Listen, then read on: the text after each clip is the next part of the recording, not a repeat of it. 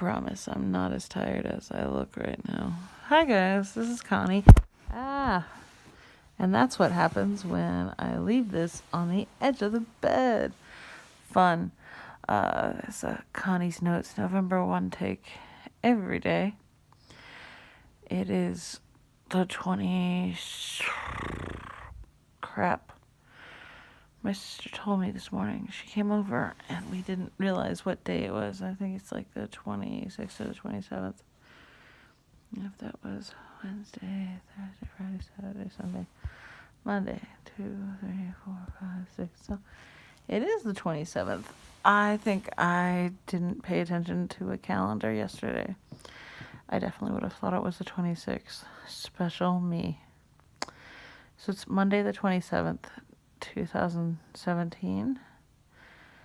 And it's interesting. My brain wanted to say 18. I'm going, that makes no sense. But another part of me goes, yes, let my brain say it's 2018 so that I don't have to get it all mixed up in January when it does happen. Yeah, it's the end of December, or end of November. Going to be December. The default in my head says, oh wow, time is just flying. But in reality, even looking at, like, I ended up doing a handful of random tasks around the house, trying to get it back to some semblance of my normal after having 3 times the amount of try-ons under the roof. There are still pieces of things in the kitchen that I'm playing hide and seek for, but I'm not too terribly worried about it because it's still functional. So that is what it is. Didn't get to go grocery shopping because I still don't have a car. There we go. That's something that happened today, because I was almost going to be like, today was a pretty chill day because nothing happened because I didn't leave the house, which is not completely true. I was going to say, it's not completely true. Our car was first in line at the shop, so it was the first one that was looked at. And apparently, I'm not a mechanic, so I'm going to totally butcher this whole description. But over the weekend, or as of Friday, the car wouldn't start. We looked at it, and there was this giant pile of erosion around one of the battery head pieces. And so we assumed it needed a new battery. So we got that replaced with AAA. And then it still didn't work that night.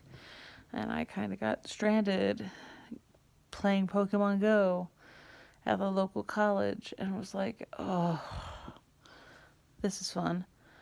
And it got towed to the shop, and the shop does not open all weekend long. They give everybody the weekend off, which is awesome, except that I really, really missed my car because, well, I don't hate Sam's car. My mustachio, my husband, his car is essentially a bachelor. It's a single person car. That's what I don't like about it. I've always driven people around, so I've always needed something like a 4-door sedan.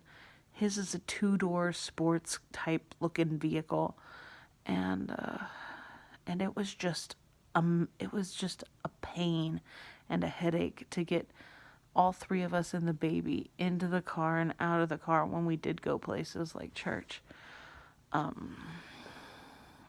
And for some reason, the seatbelt does not extend as long as most of the modern seatbelts. Given, I think his car is either a 2001 or a 2002, but it has a lot of like low key features. Like it still has the windows you have to go like this too in order to get them to roll down, which is awesome. But the seatbelts were definitely not wide enough for me. And I always feel like it's trying to choke me out or hug me a little too tight. kids, is it possible to be sexually harassed by a seatbelt in a vehicle? Because that would probably be the closest rendition I can think of. Like, it hugs you a little too tight to the point where it's kind of awkward. And I don't say that to belittle all of the recent current events that have been talking about people coming forward with various stories of sexual assault. At the time, I was like, I don't think I've ever been sexually assaulted. And the closest thing I could think of when I started to jog my memory about various experiences that I've had would have to be an older gentleman who was also a school bus driver with me. We were all hanging out at one person's bus for some reason, and I was probably standing on the steps, so I was blocking the entire entryway into it, and I think he came up and he just patted me on the bottom. And we have acknowledged this in the past. Like, I didn't obviously freak out out loud because I was just kind of in shock. But even in various interactions in the future, I purposely kept my distance from him. And I was like, you're okay, but I have no reason to be anywhere around you. And even like to the point where at one lunch that we were at, I was like, yeah, you're whatever. It's whatever. And actually, he admitted it out loud. He goes, yeah, I patted her bottom one time. And I'm just thinking to myself, and it made me so uncomfortable. And it just, like, definitely felt like he had that essence of, like, dirty old man syndrome. And I get that, like, there was no, like, for him, it wasn't anything, but it made me feel really uncomfortable to the point where I just, every time I see him, because sometimes I see him at the pool because he'll go to, like, early morning exercise classes. Like, I'm thankful that I have my daughter now, that I don't participate in those classes, and I'm in a completely different pool than he is, because it made me very uncomfortable even today. I just don't have, like, he has the demeanor of, like, Santa Claus. He's very kind, but that one experience completely tarnished me wanting to have anything to do with him, other than to say, hi, how you doing? Let me make sure that I stay far out of your range. I don't even want you to, like, touch me on the shoulder. I just feel so uncomfortable with you.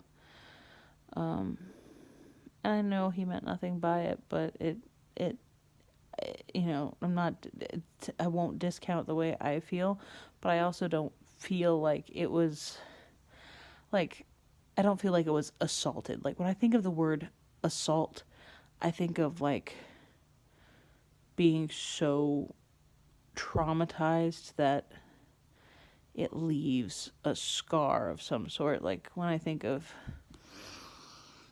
like, and there are other people who are like,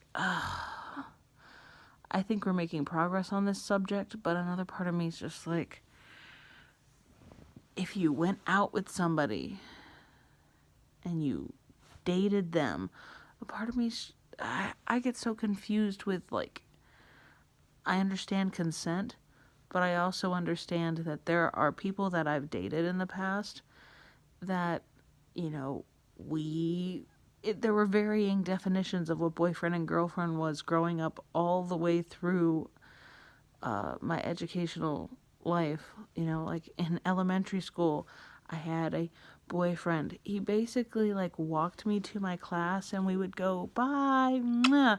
And that was, like, we blew kisses to each other from across the classroom in, like, second grade. And that was about it at that point. Middle school, I think you would call each other boyfriend and girlfriend. You would, what did we do in middle school? You'd hold hands and maybe kiss. If not on the cheek, maybe on the lips. There's one dude I never wanted to kiss on the lips, or kiss beyond the lips, just because I didn't feel comfortable. And it, you know, like, it was what it was. it wasn't pushed any further than that. There are, let's see, and in high school was, well, I wanted to say, like, this is the sanguine extreme in my personality going, there was a lot of things. There was a lot of random touching. But it was definitely holding hands and making out and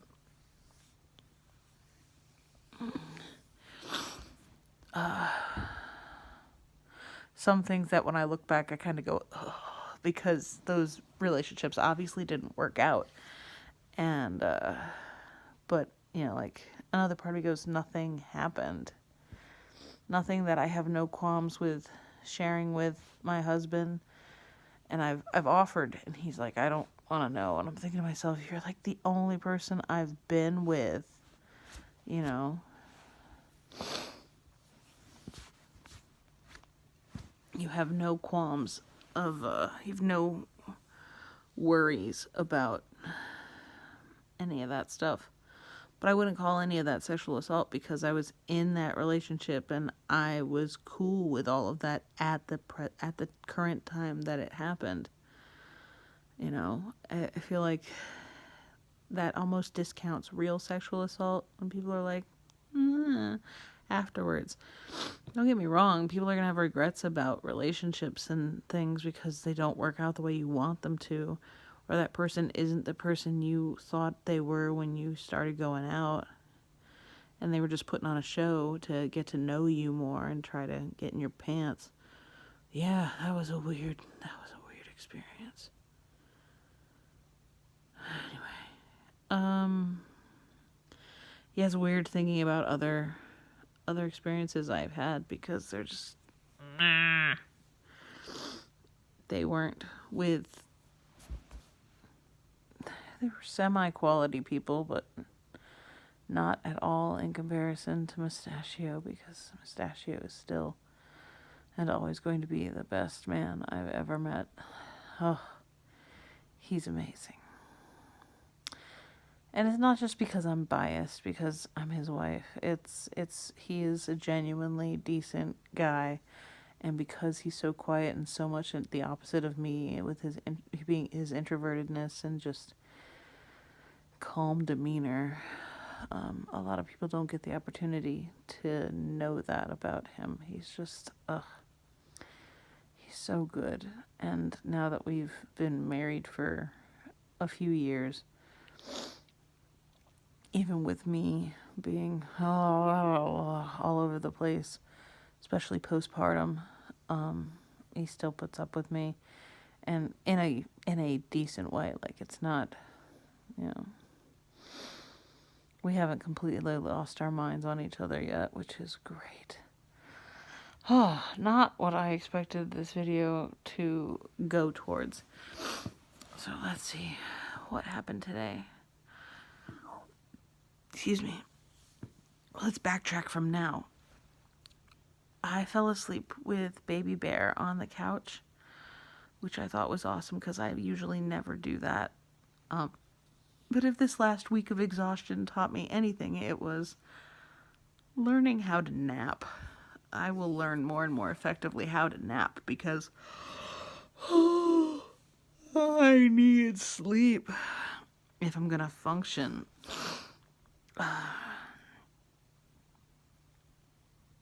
But it was weird because usually when Sam takes her, now given she was lifted off of me in a semi-dead sleep, like both of us woke up and I was like, what? Okay.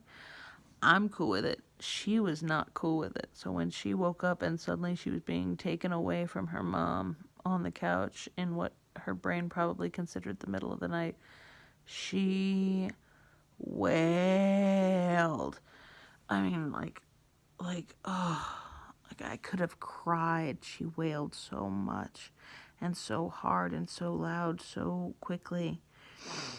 And it's been this constant back and forth of, like, I know she wants me because I'm her primary care giver, and she's always going to want mommy. But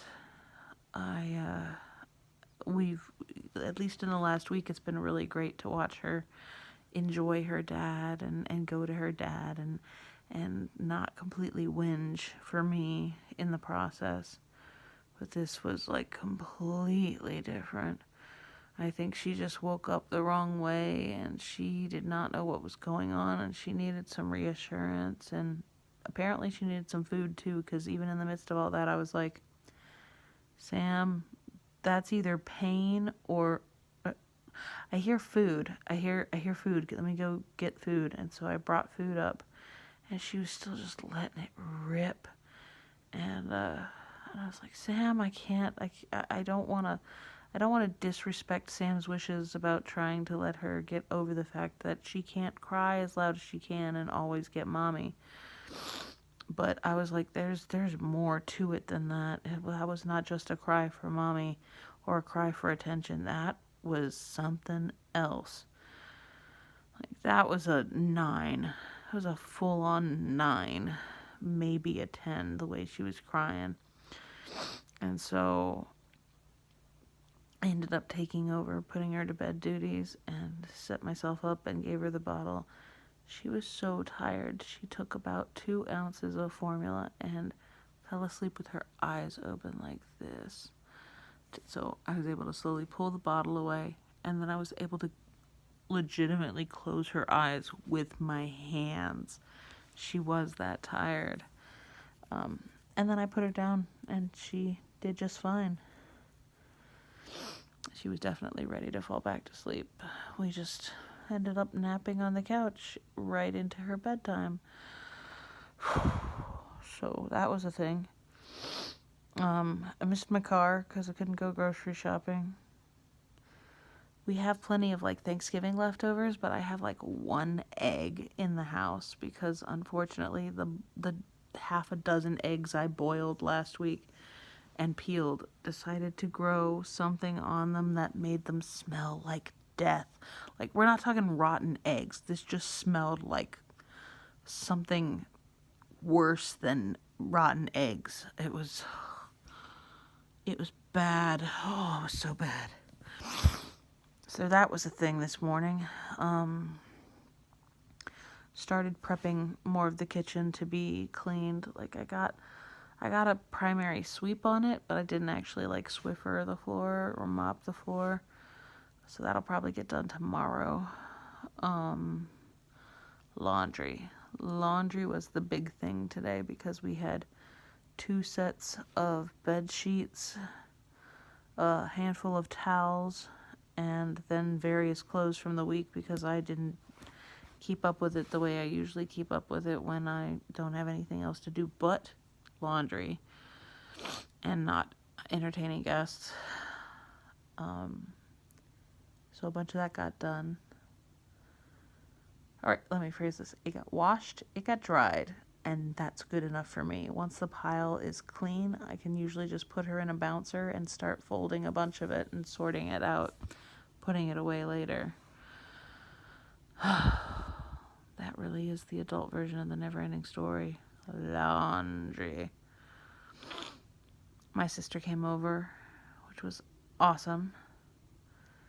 We ended up watching an episode of Grey's Anatomy. Whoa, dude. I feel all the things with just that one episode. Like, I've seen a bit of Grey's Anatomy, so I understand most of the concept and the storyline. But it was like, I laughed, I cried, and I kind of wanted to throw up a little bit. And that's Grey's Anatomy for me in a nutshell. But yeah, that was something else. And I can't breathe. I just want to like get the pressure. You can hear that, right? It's just it's weird congestion. It feels like it's like needs to be, and it's weird.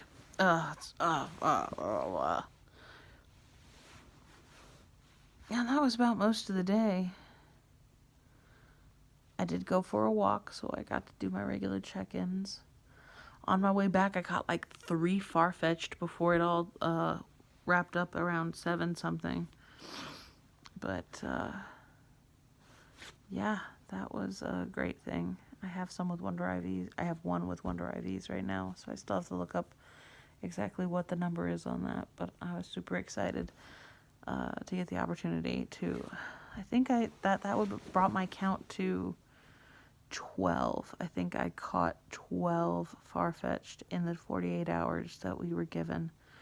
And I think as of right now, I've currently kept 5 of them. So, yay! I need to catch more Pokemon, if for any reason, to get the double Stardust, because I decided to start powering up random Pokemon that I wanted to power up. And that went through, I think I went through 300,000 Stardust, almost to 100, just over 100 some thousand, like I think I got 1,080 or 180,000 Stardust now that I have to start building back up again.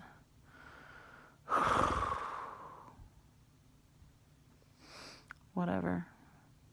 It was fun.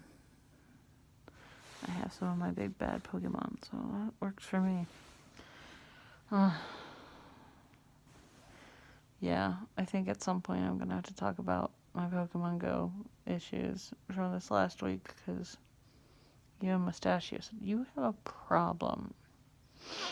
Yes, I think I do.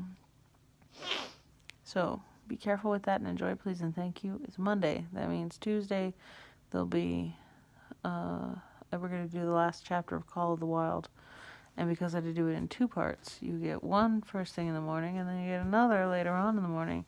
And then sometime in the night, you'll get the November. You'll get Connie's note. Connie's notes. How's that for being tired? Be careful with that and enjoy, please and thank you. And I will see you next time. Bye.